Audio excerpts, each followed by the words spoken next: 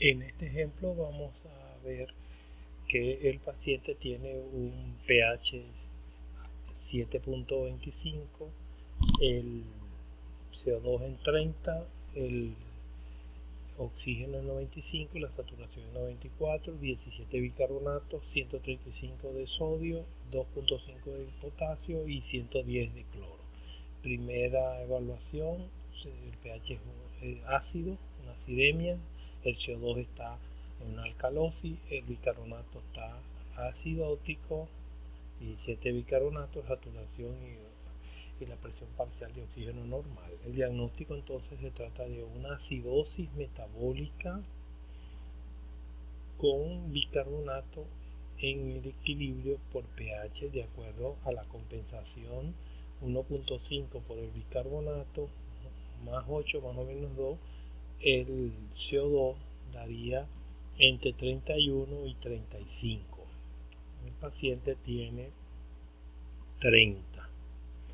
Acidosis metabólica descompensada, entonces se calcula el anion GAD. El anion GAD da 8, un anion GAD normal. En este caso no se calcula el delta GAD, ya que solo es para acidosis metabólica con anion GAD alto. Dado que el anion GAD resultó normal, entonces se trata de una acidosis metabólica hiperclorémica. De manera que entonces tenemos que pasar a ver cómo está el BAU, en la brecha aniónica urinaria. Haciéndole el estudio en orina se demuestra que el pH urinario está en 8.1, el sodio urinario en 25, el potasio urinario en 30, el cloro urinario en 65 y la creatinina urinaria en 0.6 y la creatinina sérica en 0.5 con un bicarbonato urinario de 20 miligramos. Haciendo la sustitución en la fórmula nos queda que el 25 de sodio menos o más el 30 de potasio menos 65 de cloro nos da menos 10, valor negativo. De manera que el valor negativo del BAU nos establece una condición de pérdidas extrarrenales. La fracción excretada de bicarbonato se calcula el bicarbonato urinario por la creatinina sérica sobre el bicarbonato plasmático por la creatinina urinaria por 100. En la fracción excretada de bicarbonato, haciendo la sustitución, nos queda en 98, más de 15. De manera que este paciente tiene una fracción excretada de bicarbonato alta con un valor negativo de BAU, un pH urinario alcalino. En conclusión, nos resulta que el diagnóstico final de este paciente es una acidosis metabólica descompensada con brecha aniónica normal con una acidosis tubular renal tipo 2 como factor desencadenante. De manera que al interpretar una acidosis metabólica uno debe de concluir si la acidosis metabólica es normoclorémica, es el anion GAD elevado, y si es hiperclorémica, anion GAD normal. En la acidosis metabólica con anion GAD elevado se tiene que determinar el delta GAD para determinar si hay otro trastorno agregado. Si en la acidosis metabólica con anion GAD normal se tiene que determinar el BAU, la brecha aniónica urinaria, para determinar si el factor desencadenante de pérdida de bicarbonato es renal, una acidosis tubular renal, o gastrointestinal, por ejemplo, diarrea. En relación a alcalosis metabólica, cualquier evento que ocasione el aumento de los niveles de bicarbonato y por consecuencia el aumento del pH, se establecerá la condición de alcalosis metabólica. En forma compensadora se elevará el CO2 por parte del pulmón, al hipoventilar para amortiguar la elevación del pH. Las causas de alcalosis metabólica, recuérdense las tres principales causas: vómito, diurético y exceso de mineralocorticoide.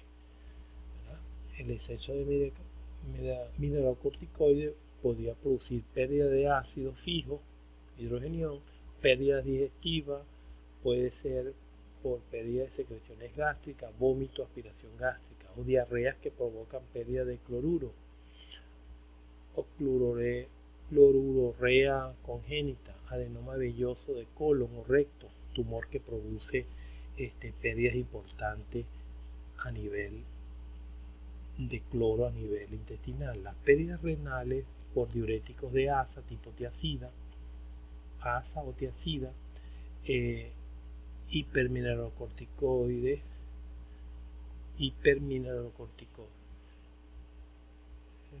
síndrome de Kohn, corrección rápida de hipercapnia crónica, síndrome de Bartter o Gitelman, dosis altas de carbenicilina, antibiótico o derivados penicilínicos, y hipercalemia que se corrige con síndrome láctico alcalino. Movimientos intracelulares de potasio, por ejemplo, movimientos intracelulares de hidrogenión, por ejemplo, la hipocalemia. Por retención de base, transfusión masiva de sangre por el citrato, que es el anticoagulante, administración de bicarbonato, síndrome lácteo alcalino, carbonato, tratamiento con antiácidos no absorbibles, por ejemplo el hidróxido de magnesio, junto con resinas de intercambio iónico.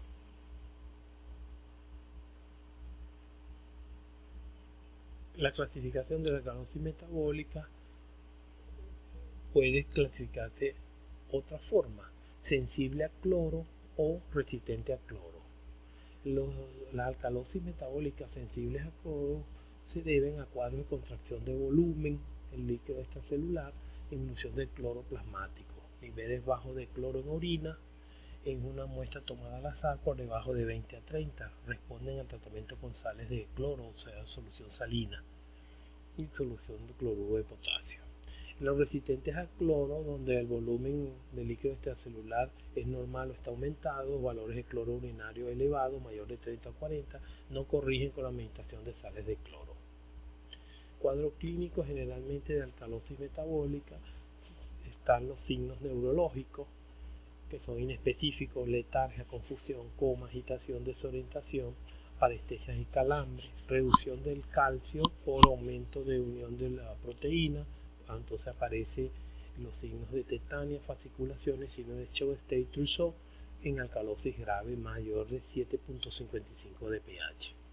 Y la reducción de potasio puede aparecer en manifestaciones cardíacas, arritmias, la presencia de onda U en las precordiales y prolongación del QT.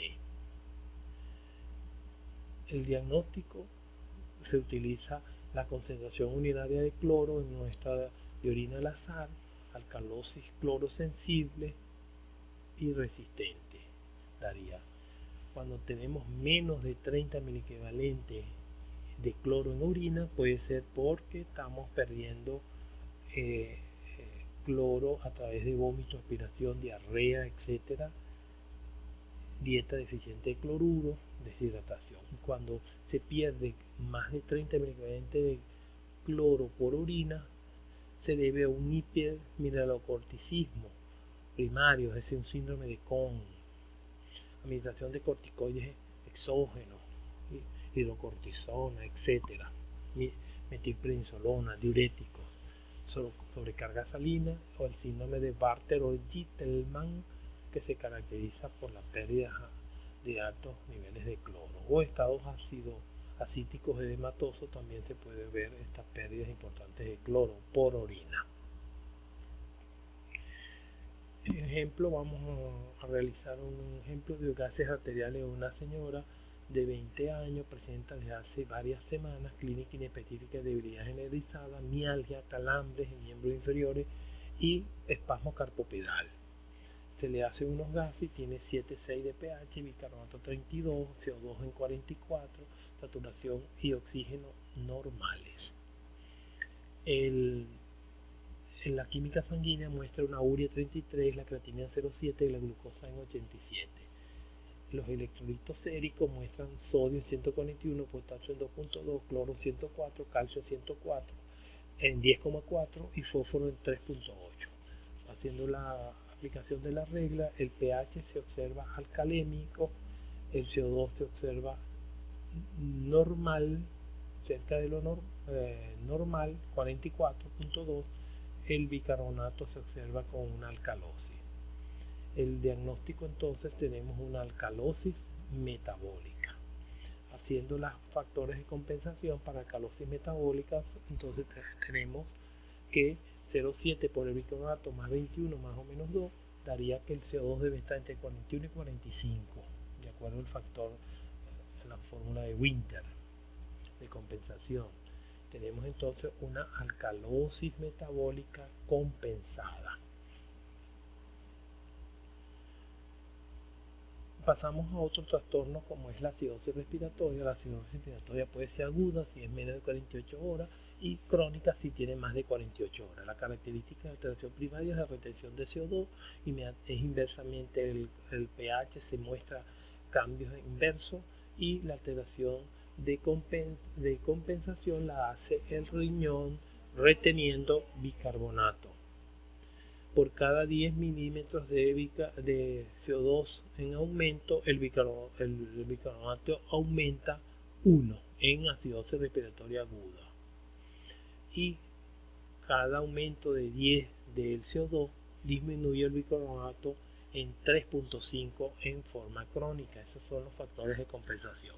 El pH arterial bajo, concentración elevada de hidrogenión como consecuencia del aumento primario de presión arterial de CO2 que refleja hipoventilación alveolar subyacente en el paciente. En forma compensadora se produce un aumento secundario de la retención de bicarbonato por el riñón. De manera pues que tenemos que identificar en este trastorno si es hipercapnia crónica o aguda. La hipercapnia mayor de 45 con protones amortiguados por buses intracelular determinan un aumento del bicarbonato en forma sostenida y progresiva. La compensación renal elimina exceso de hidrogenión, aumenta la producción de amonio y regenera bicarbonato. Esto es lo que determina los cambios de la relación de bicarbonato en que por cada 10 milímetros de mercurio que aumenta el CO2 sobre un normal promedio 40, el bicarbonato aumenta 4 después de 48 horas de ocurrido el trastorno. De manera que la relación del aumento de bicarbonato sería 0,4 por el aumento del delta PCO2 más o menos 4. Son los rangos de compensación en crónica. Y en aguda, por cada 10 milímetros que aumenta el CO2 sobre lo normal promedio de 40, el bicarbonato aumenta 1 en las primeras horas de ocurrir el trastorno de acidosis respiratoria. De manera que la relación queda, el delta bicarbonato va a ser igual a 0,1 por el cambio del CO2 más o menos 3. Con eso tenemos los factores de compensación de acidosis respiratoria aguda y crónica.